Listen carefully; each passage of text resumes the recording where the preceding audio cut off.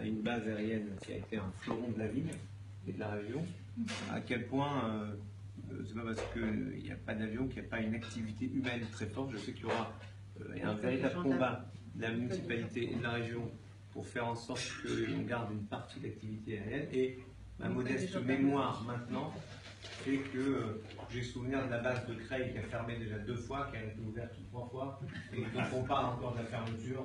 Bon, vous savez, voilà. Ça fait un peu. On garde en fait nos traditions, je trouve, de cette ville qui a été, avec Reims d'ailleurs, un des berceaux de l'aéronautique française. C'est important qu'on ait pu faire ce qu'on voit ici. C'est important aussi pour moi, votre présence à toutes et à tous dans votre diversité. Les aumôniers, évidemment, c'est la famille des aumôniers. Les militaires, je suis très heureux de voir un colonel, MD, surtout de l'armée de l'air, vous savez bien, mais aussi un responsable de l'éducation de nos jeunes. Et vous savez, à l'époque, la pression que j'avais mise sur les aumôniers qui avaient dans leur ressort une école pour assurer un véritable suivi. Je sais que Philippe va régulièrement au teint, c'est important, mais Mickaël qui est dans le coin, c'est le poids que j'ai mis pour qu'on s'occupe beaucoup de Saint-Cyr à l'école, du Prytanée, sans parler évidemment de Couette et de Salon, parce que Daniel est là aussi, et bien sûr Brest aussi, mais ce sont les écoles où on forme la suite de ce que seront les armées, et je trouve fondamental. Simple, si vous avez un grand travail sur la formation des MTA, il y a un travail de formation duquel nous sommes une part. Et c'est important pour moi de le dire à toutes celles et à tous ceux qui veulent partager ce que nous vivons ce soir. Il y a aussi les membres de la communauté, c'est très important les membres de la communauté parce que le rabbin est évidemment le président qui m'avait reçu tellement chaleureusement à l'occasion, très ému de voir la photo là avec le truc, d'autant que la dernière fois quand j'étais venu allumer la bougie, vous vous souvenez, j'avais demandé à l'évêque de venir allumer la bougie avec moi. C'était extraordinaire, c'était formidable. Voilà, j'étais là, il y avait l'évêque, les gens, hop, on allumait la bougie ensemble. Vous avez lu les textes ensemble. Exactement. Et c'est pour sa circoncision, il n'a pas voulu, mais je ne sais pas pourquoi. On était bien lancés et c'était parfait. Et donc, je suis très heureux de ce symbole où vous mettez finalement l'espérance symbolisée par les bougies à l'honneur, et de nous voir tous avec vous, avec les autres cultes, c'est quelque chose d'important. Regardez à quel point on pousse le communisme. Il y a même des représentants éminents de la communauté de Besançon. Et vous savez que... Et alors, je veux dire, Besançon et Dijon, c'est un peu ce que j'ai connu entre Reims et Châlons en Champagne. C'est à peu près... Nancy et Metz, c'est bien aussi. Mais Besançon et Dijon, c'est la suite du train.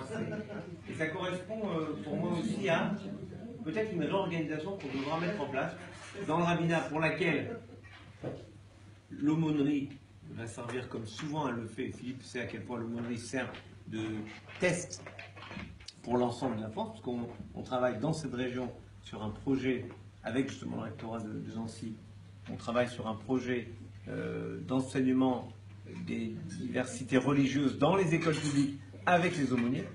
Mais je pense qu'il faudra qu'on réorganise, qu'on réfléchisse en tout cas à l'organisation des régions, et ça me paraît quelque chose d'essentiel de jouer ce rôle de pont, non seulement entre Besançon et Dijon, mais j'ai réfléchi avec les présidents des communautés des deux villes, pour savoir est-ce qu'à un moment on ne pourrait pas avoir une sorte d'équipe rabbinique, une sorte de circonscription rabbinique, disons, qui pourrait englober les deux villes. Tout comme au niveau militaire, on a des aumôniers qui assurent la desservance de plusieurs unités, et ça fonctionne parce qu'en tout cas ça crée du lien, et donc c'est essentiel. Je voudrais remercier vraiment Laurent Manciboni d'avoir commencé son interprétation de la Bible par la phrase « Tu ne te vengeras pas et tu n'auras pas de rancune ». Ce qui me rassure quand je viens vous voir, parce que j'ai pas donné les jours qu'il fallait à ceux qui méritaient, j'ai pas nommé ceux qui devaient probablement l'être, je n'ai pas... j'ai pas poussé les uns les autres comme ils l'espéraient, j'en ai poussé d'autres qui m'en veulent parce que je ne l'ai pas fait assez tôt. Bref, donc je suis très heureux que le rabbin Siboni ait placé cette soirée sous le signe du pardon, et je trouve très important parce que sans pardon, il n'y a pas de projection dans le futur, et pour moi c'est important, de la même façon que le rabbin Jonas a parlé tellement justement de cette double casquette qu'est la nôtre, à la fois aumônier et en même temps rabbin. Alors pour les femmes, je ne sais pas si tu dis rabbine ou pas, mais les femmes aussi ont un rôle, les aumônières ont un rôle, les aumôniers féminines ont un rôle important dans le rapprochement avec tant et tant de populations qui attendent quelque chose de nous. C'est l'une de mes fiertés.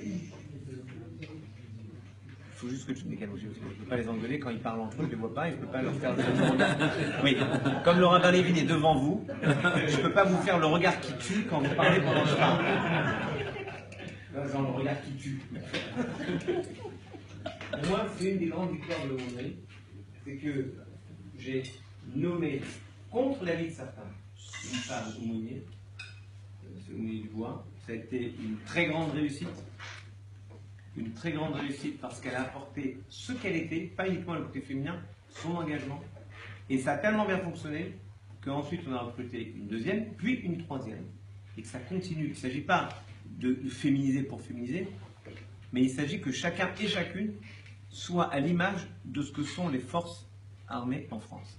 Et il y a besoin de cette capacité à répondre aussi aux demandes des uns et des autres, des unes et des autres. Et je suis très heureux de cela. Très heureux que tu aies pu parler de ça. Je suis aussi très touché que tu aies parlé de cette histoire de consultation des pitis, des nécromanciers, parce que je crois que c'est l'un des travers majeurs de notre société contemporaine. Ça s'appelle, en français contemporain, les sondages. Quand on ne sait pas ce qu'on est, quand on ne sait pas où on est, quand on ne sait pas où on va, on consulte un sondage. Et le sondage vous dit que le mur est rouge. Alors vous vous dites, 52,3% des Français disent que le mur il doit être rouge, donc je vais dire qu'il est rouge. Et vous dites le mur est rouge. Ça peut être valable pour n'importe quoi d'autre. C'est extraordinairement contemporain. Cette idée d'être incapable de tenir un cap. Et je crois que dans la société, les militaires sont une forme de cap, de direction, de sens pour l'ensemble des forces vives de la nation. Et dans les forces armées, les aumôneries sont aussi une forme de cap. On avait un chef, cher colonel, et que vous pourrez faire un compte rendu, ça fait toujours bien de dire qu'on a cité les chefs. J'ai donc cité notre ancien chef, notez, l'ancien chef d'état-major des armées, le général Georges Lain disait, pour être certain d'avancer, il faut se laisser pénétrer par l'immuable. Et les aumôneries, quel que soit leur culte, représentent dans les forces l'immuable de l'engagement. Et les armées, dans la société, représentent l'immuable de l'engagement du militaire. D'ailleurs, on le voit bien, malheureusement, parce que lorsqu'on veut frapper notre société, on tue des militaires, on tue des enfants juifs, on tue des policiers, on tue des journalistes, des gens qui s'engagent, à leur façon. Et je pensais à un enseignement très fort du texte qu'on a lu cette semaine, qui est l'engagement de Dieu, que les Hébreux ne se laissent pas tenter par ce qu'on appellerait la tentation, non pas de Venise, mais la tentation de l'Égypte, la tentation de Canaan. Dieu demande aux Hébreux, lorsque vous arriverez en Terre Sainte, ne faites pas ce que vous avez fait en Égypte. Et ne faites pas ce que vont faire les Cananéens. Alors faites quoi? Ni comme l'Égypte, ni comme les Cananéens, dans le désert, vous êtes dans le désert. J'ai lu un commentaire magnifique. Il dit la chose suivante. Qu'est-ce que c'est l'Égypte? C'est ce qu'on a toujours fait. Le poids des habitudes. L'incapacité qu'on a à changer les choses. Nous sommes entraînés vers le bas par le poids de nos habitudes. L'Égypte, c'est ce qui nous enferme. Et Canaan, c'est la nouveauté. Il y a aussi l'attrait de la nouveauté. Comment faire? Ne pas être bloqué par le poids des traditions, on dirait. Ne pas être séduit par la nouveauté. Alors, c'est un mix des deux qu'il faut. Or, il se trouve que l'armée porte exactement ces deux valeurs. Les traditions, nos rites militaires, quelque chose qui touche au sacré républicain que nous portons, nos uniformes, nos cérémonies où on se met au garde à vous, ça peut surprendre vu de l'extérieur où il y a le sentiment de liberté. Quand on fait la fête, on crie, on hurle, mais on ne fait pas les mêmes choses en même temps. Il y a de l'ordonnancement de nos cérémonies, de notre vie. On a du rituel. Et en même temps, on est capable de s'adapter. On est capable de répondre à la nouveauté, de répondre à ce qui nous surprend. On fait un livre blanc, par exemple.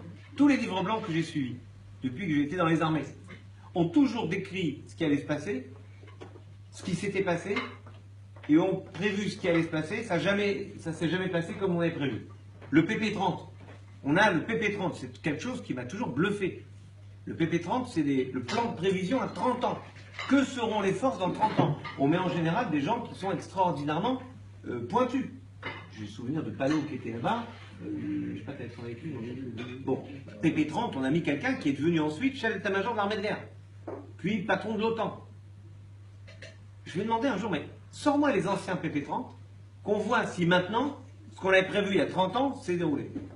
Regardez 2001, l'Odyssée de l'espace, et vous verrez, c'est réellement, l'an 2000, c'était comme on l'a décrit, pas du tout. Mais on s'est forcé à réfléchir autrement que uniquement avec ce qu'on avait. C'est-à-dire qu'on était sorti de l'Égypte, symboliquement. Mais on n'était pas rentré dans le Canaan au sens que c'est nouveau, ça va marcher, c'est formidable, extraordinaire. On est capable d'adapter. Et je crois que ce que nous portons, c'est exactement ce que décrivait le général Jean Jaurès. Pour être certain d'avancer, il faut se laisser pénétrer par l'immuable. L'immuable de la Torah, de nos textes, c'est ce que nous vivons en permanence. L'immuable de nos rites et en notre condition de soldats, de militaires. Mais en même temps, on nous demande, en 3 jours, j'ai vu, le président de la République décide de mettre sentinelle, en 3 jours, on a mis 10 500 militaires devant les synagogues, les écoles, les lieux menacés, les lieux publics, 10 500 en 3 jours, qui est une mobilisation incroyable. Après, on le fait durer, après on l'adapte, et je veux vraiment rendre hommage aux aumôniers qui, je sais que vous en avez parlé tout à l'heure, aux aumôniers qui assurent l'interface entre les synagogues, les écoles, tous les lieux qui sont protégés, et les forces, parce que c'est difficile, il faut expliquer ce qui se passe, c'est bien de présenter les choses, mais c'est une façon finalement de vivre de manière contemporaine un engagement au service de tous et de tous. Et je crois que vous le vivez, vous en êtes un exemple concret, réel. Il faut que vous ayez juste conscience que vous incarnez la pointe de la flèche de l'engagement dans la société, que vous incarnez cette idée de servir Dieu, servir les hommes et de servir l'étude, c'est-à-dire la diffusion de ces valeurs. En fait, quand on a lu dans les Maximes des Pères, avant-hier, un texte magnifique, le monde ne repose que sur l'étude de la Torah, le service de Dieu et le service des hommes. Chacun et chacune ici, que vous soyez aumônier, que vous soyez militaire, non aumônier, enfin, en tout cas pas encore. On a vu des choses étonnantes. Que vous soyez président de communauté, que vous soyez adjoint au maire, représentant de l'engagement citoyen, que vous soyez simple fidèle, que vous soyez ceux qui à un moment décident de perdre votre temps pour le consacrer aux autres, eh bien vous êtes une part de cette façon de servir l'étude, c'est-à-dire la diffusion des valeurs que vous portez, de servir l'engagement au service des valeurs que Dieu nous demande de propager dans la société et au service de la société, au service de ceux qui sont faibles. Et je veux dire à tous les aumôniers en particulier, combien moi je suis redevable de ce que vous êtes. Vous n'en avez pas conscience parce que je vous appelle ponctuellement, moins maintenant évidemment, mais sachez que chaque fois que j'ai besoin de quelque chose de précis, ponctuel, pour une famille perdue, pour un militaire, pour quelque chose, vous savez très bien que c'est vous que j'appelle, en priorité. Parce que je sais que vous avez toujours répondu, comme les prophètes, me voici. Alors voilà, soyez toujours à la hauteur de ce me voici, cet engagement total au service des autres. Continuez à être présent à tous nos militaires, pour rappel à nous. Je n'ai jamais été, lorsque j'étais dans les fonctions de Joël, l'aumônier des militaires juifs. J'ai été l'aumônier juif, des militaires, de tous les militaires. Et je crois que dans les armées, on faisait appel à moi, comme à tous les aumôniers, chaque fois qu'il y avait besoin de ce lien d'humanité. Continuez à porter ce lien d'humanité. Quand vous le faites pour la grandeur du judaïsme, pour la grandeur de la France, et j'ose dire pour la réussite des armes de la France. Merci beaucoup à toutes et à tous.